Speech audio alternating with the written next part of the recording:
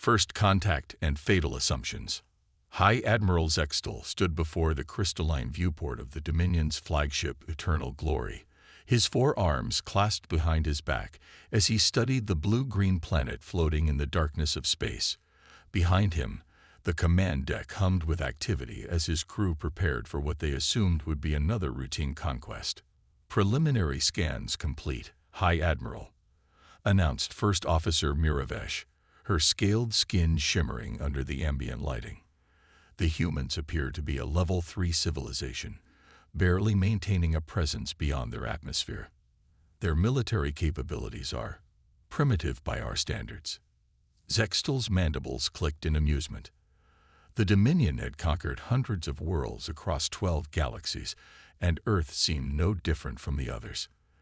Their intelligence suggested a fractured species, still divided by arbitrary borders and petty conflicts.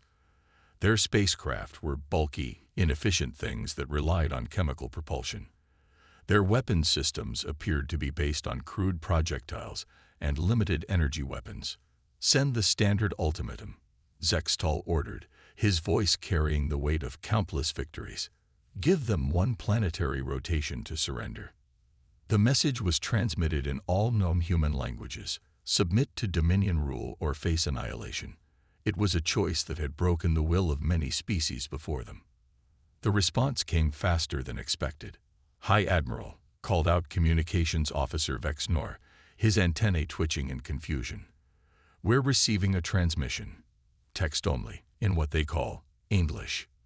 The message appeared on the main view screen. "The Earth Unified Defense Force acknowledges your communication. Our response: no." Laughter rippled across the command deck. Such defiance was not uncommon, though it was usually backed by fear. This response carried none of the desperate bravado they were accustomed to seeing. "Launch the first wave," Zextal commanded. "Standard containment protocol. Disable their orbital defenses and establish air superiority." The Dominion's attack fleet moved with practiced precision. 5,000 ships, each carrying enough firepower to level a city, arranged themselves in the classic Dominion battle formation. Their sensors detected only a handful of human orbital platforms and a scattering of what appeared to be civilian satellites. The first shots were fired at exactly 300 Earth time. Streams of plasma and quantum torpedoes streaked toward the human defenses, but something unexpected happened. The civilian satellites suddenly changed trajectory, revealing themselves as carefully disguised weapon platforms. The human orbital stations, rather than attempting to defend themselves, began broadcasting an intense electromagnetic pulse that played havoc with the Dominion's targeting systems. "High Admiral," Miravesh's voice carried an edge of concern. "Their defensive grid, it's not what our intelligence suggested. The satellites are generating some kind of interference field we've never encountered before."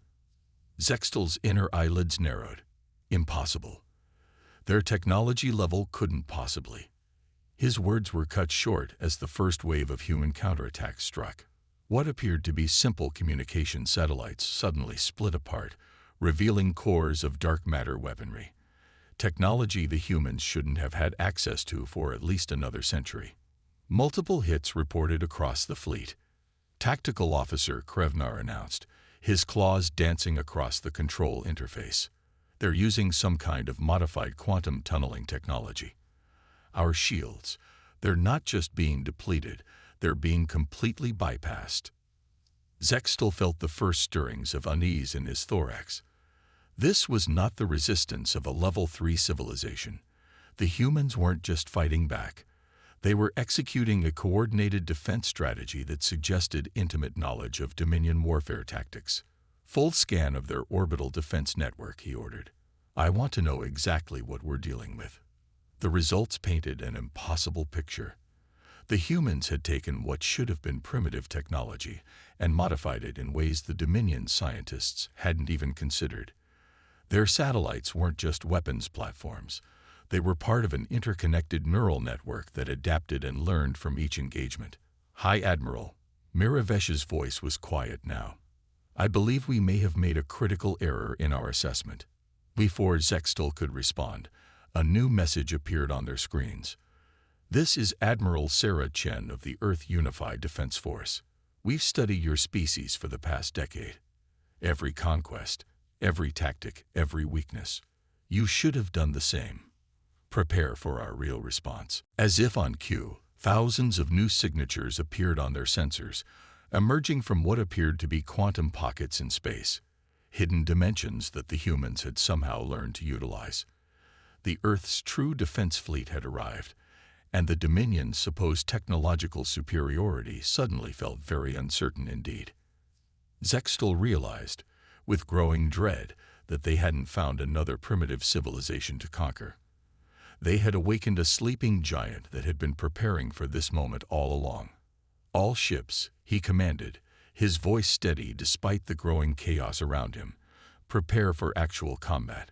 We are not dealing with primitives. We are dealing with humans." The battle for Earth was about to begin in earnest, and for the first time in his long career, High Admiral Zextal wasn't certain of victory. The hidden arsenal.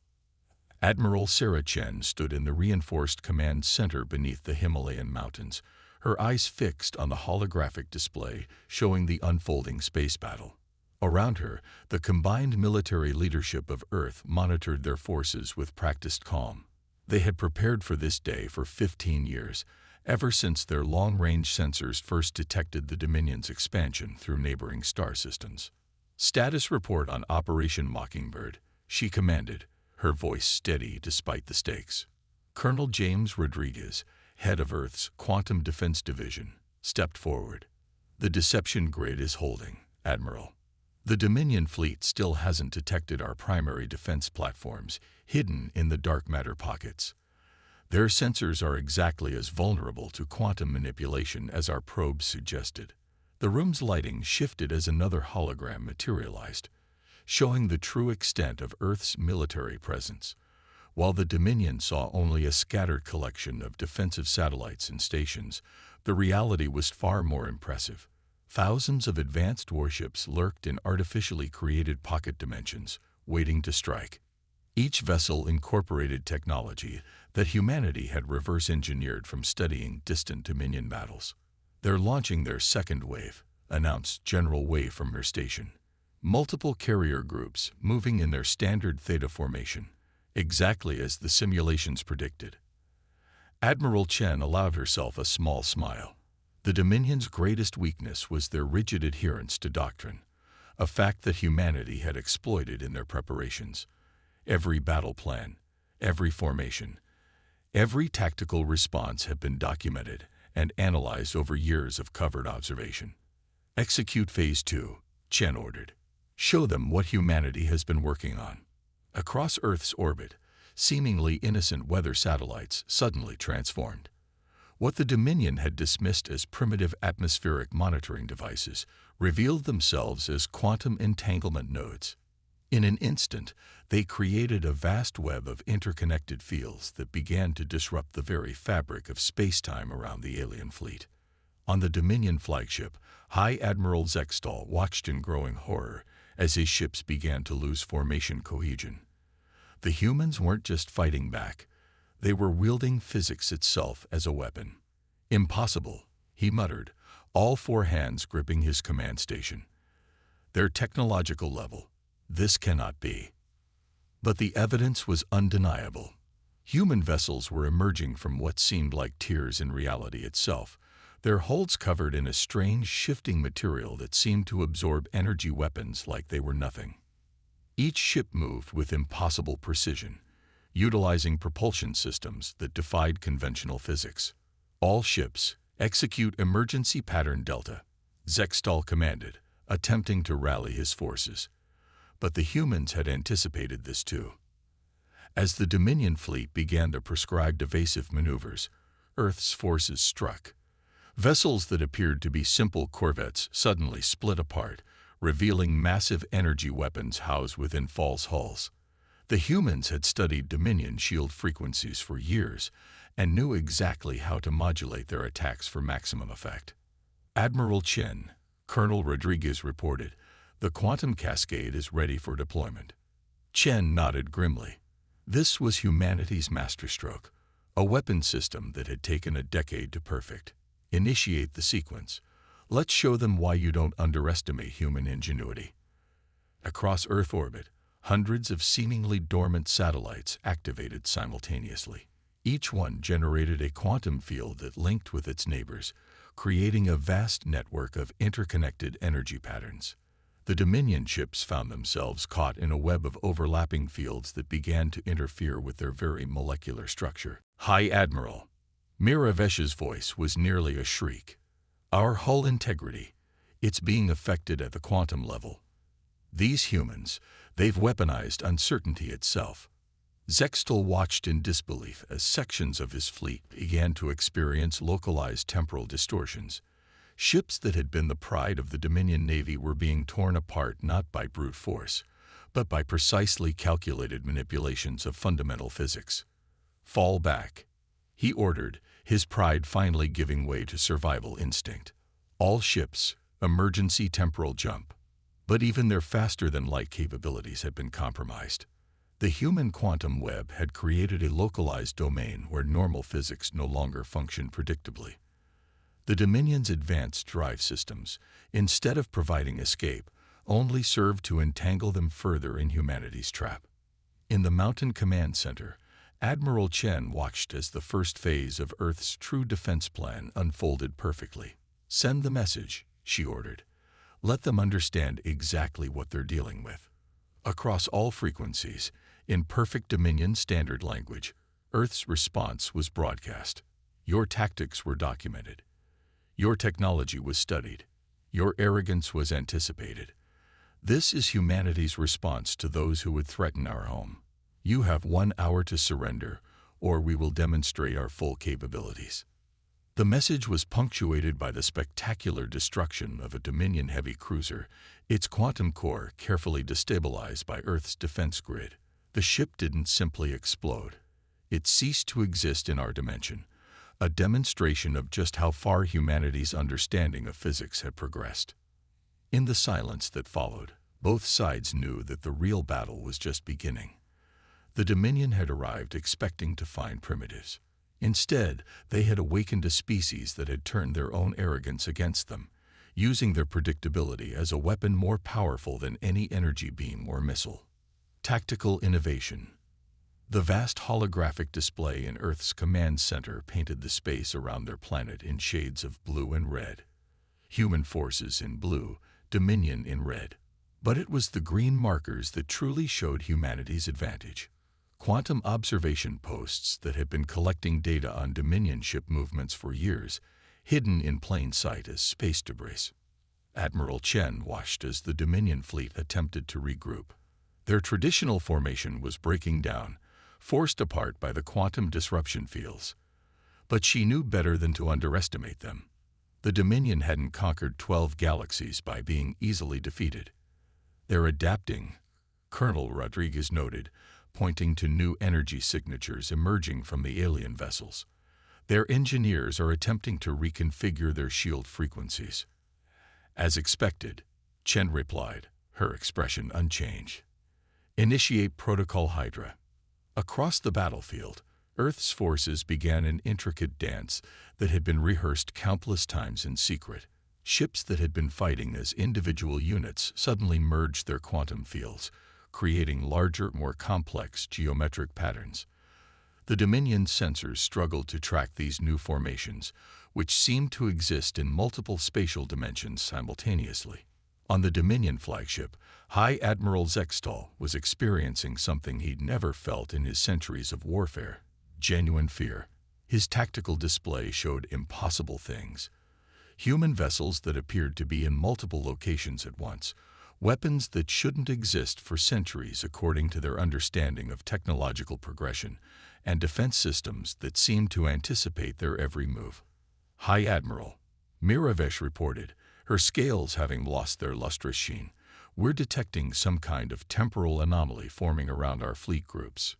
Before Zextal could respond, space itself seemed to twist. Human ships began emerging from what appeared to be mirrors in space, perfect reflections that shattered the moment their vessels passed through. The Dominion fleet found itself surrounded not just by enemy ships, but by the very fabric of space-time turned into a weapon. Impossible, Zextol whispered. They're using quantum entanglement to create localized time dilation fields, but the energy requirements alone would. His voice trailed off as he realized the truth. The humans hadn't just been preparing their defenses, they'd been fundamentally rewriting the rules of warfare itself. Each satellite, each piece of space debris they'd ignored, had been part of a vast energy collection network, gathering the necessary power for these operations over years. In the Mountain Command Center, Admiral Chen activated a secure channel to all Earth forces. Execute Operation Chimera. Full spectrum deployment. The response was immediate and devastating. Earth's ships began employing warfare tactics that defied conventional military doctrine. Instead of maintaining formation, they moved in seemingly chaotic patterns that nevertheless formed perfect attack geometries.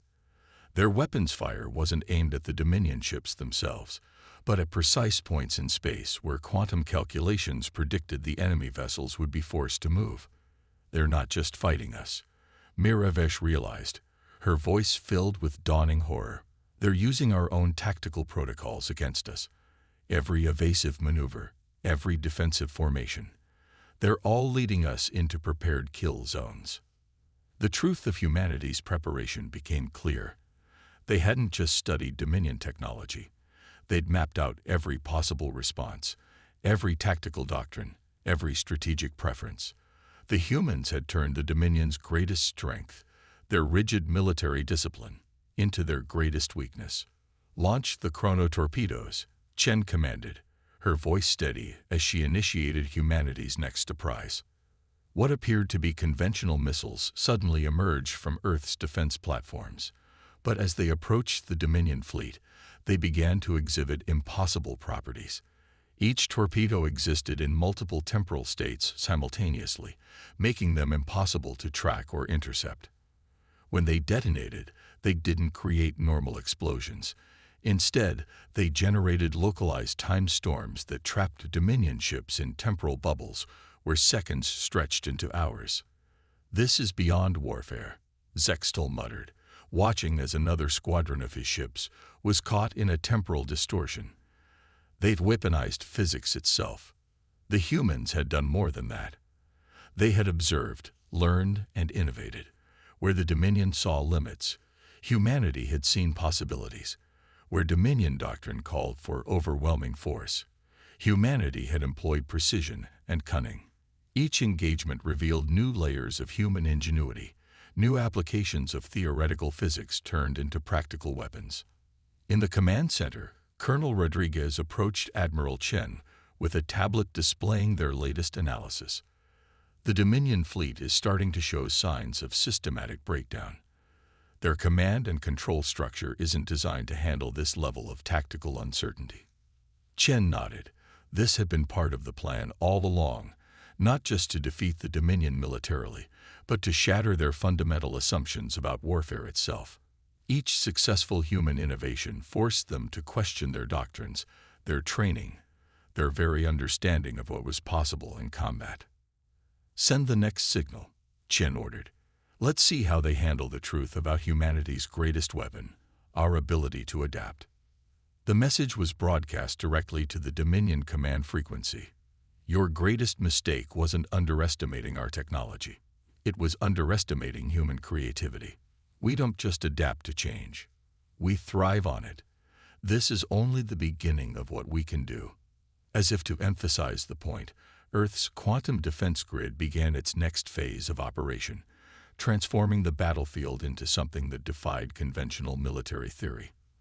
The war for Earth's survival had become a testament to humanity's greatest strength, the ability to imagine the impossible and make it reality. The counterstrike. The Dominion's mighty armada, once a symbol of unstoppable conquest, now hung in disarray around Earth's orbit. Their formation had been shattered, their tactical doctrine proven useless, and their technological superiority stripped away. But High Admiral Zextol knew the humans would be foolish to think the Dominion would fall so easily. Activate the World Breaker protocols, he commanded, his voice carrying the weight of desperate resolve. If we cannot have this world, no one will. In Earth's Mountain Command Center, Admiral Chen's expression remained neutral as new energy signatures blazed across her tactical display. "They're deploying their planet-killer weapons," she announced to her staff.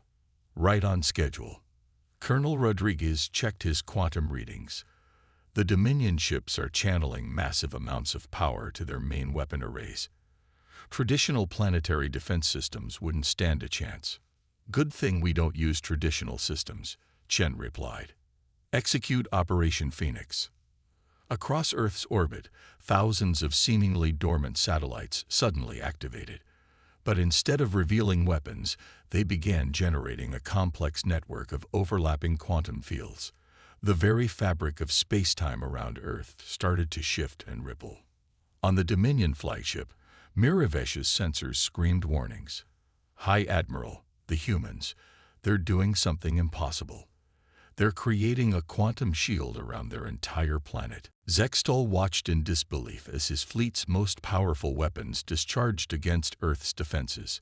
The planet killer beams, capable of cracking worlds apart, simply vanished. Not deflected, not absorbed, but transferred elsewhere through quantum tunneling. "Impossible," he breathed. "The energy requirements for a planetary quantum shield would be..." His voice trailed off as he realized the truth. All those satellites they'd dismissed as primitive communication devices had been collecting and storing energy for years, preparing for this very moment. In the command center, Chen gave a slight nod. "Colonel, show them why you don't threaten a species that turned the Manhattan Project into a footnote in their history of innovation." Earth's counterattack began with a simple reality. Humans had spent centuries imagining ways to fight vastly superior alien forces. What had been science fiction had become military doctrine, refined and improved upon after studying the Dominion's actual capabilities. The quantum defense grid didn't just protect Earth, it turned the Dominion's own weapon energy against them. Each planet killer beam was captured, channeled through the quantum network, and redirected with terrifying precision. The Dominion fleet found their own destructive power being used to tear their formations apart. "Launch the Nemesis platforms," Chen commanded. Hidden beneath the polar ice caps, enormous railguns activated. But these weren't simple mass draggers. They fired projectiles wrapped in quantum fields that ignored traditional physics. Each shot phased through normal space before rematerializing inside Dominion ships, bypassing shields and armor as if they didn't exist. "High Admiral." Miravesh's voice cracked with panic. "They're not just defending anymore. They're attacks. They're systematically targeting our command and control nodes. They know our entire fleet organization." Sextol realized too late that every previous engagement had been a test, a way for humans to perfect their understanding of Dominion warfare. Now they were exploiting every weakness, every flaw in their tactical doctrine that centuries of victory had bred into them. The human counteroffensive moved with devastating efficiency. Ships emerged from quantum pockets in perfect attack positions. Weapon systems that seemed primitive at first glance revealed themselves to be delivery mechanisms for physics-defying payloads. Each strike was calculated not just to damage, but to disrupt the Dominion's ability to coordinate their forces. In orbit, space itself seemed to bend and twist as humanity's quantum manipulation reached its peak. Dominion ships found themselves trapped in temporal eddies, their advanced drives useless against localized alterations in spacetime. Communications between fleet elements became impossible as human quantum interference scrambled their signals. "They're not trying to destroy us," Zextol realized with growing horror. "They're dismantling us, piece by piece, system by system." Admiral Chen's next command echoed through the quantum network. "Deploy the infinity mirrors." What appeared to be simple debris suddenly aligned into precise geometric patterns. Each piece revealed itself as part of a vast quantum reflection array. The space around the Dominion fleet filled with countless images of Earth's defense forces, some real, some quantum projections, all equally capable of attacking. Their strategic doctrine, Miravesh whispered. "It's unlike anything in our records. They're not fighting according to any recognizable pattern." The truth was both simpler and more terrifying. Humans were fighting according to every pattern. Centuries of warfare against themselves had taught them countless ways to wage war. Their quantum technology simply allowed them to employ all these strategies simultaneously. In the command center, Chen watched as the Dominion fleet's organizational structure began to collapse. "Send the final message," she ordered. "Let them understand exactly what they've awakened." The transmission reached every Dominion ship simultaneously. You came expecting to find primitives. Instead, you found a species that turned its own violent history into preparation for this moment. We've imagined this war for centuries. We've planned for it for decades. And now we're winning it in ours. Consider carefully what that means for your future. As if to emphasize the point, another wave of quantum-shifted weapons fire tore through the Dominion's remaining formation. Their mighty armada, pride of 12 galaxies, was being systematically reduced to quantum-scattered atoms by a species they had dismissed as primitive. Pride's price.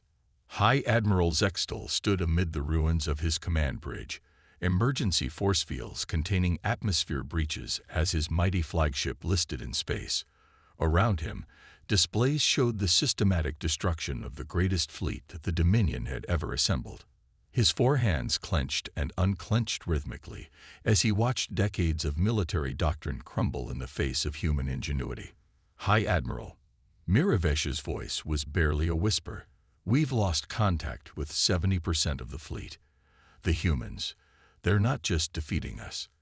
They're rewriting the rules of warfare itself." In Earth's Mountain Command Center, Admiral Chen studied the tactical display with the same calm determination she'd maintained throughout the battle.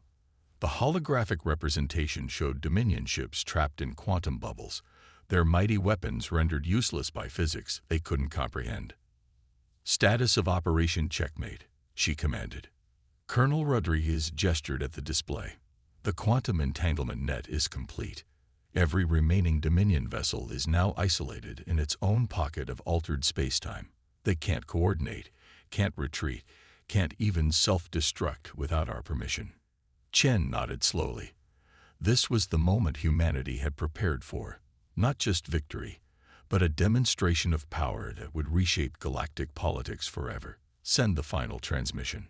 Across what remained of the Dominion fleet, every communication system activated simultaneously. The message came through in perfect clarity, impossible to ignore or block. "This is Admiral Sarah Chen of the Earth Unified Defense Force.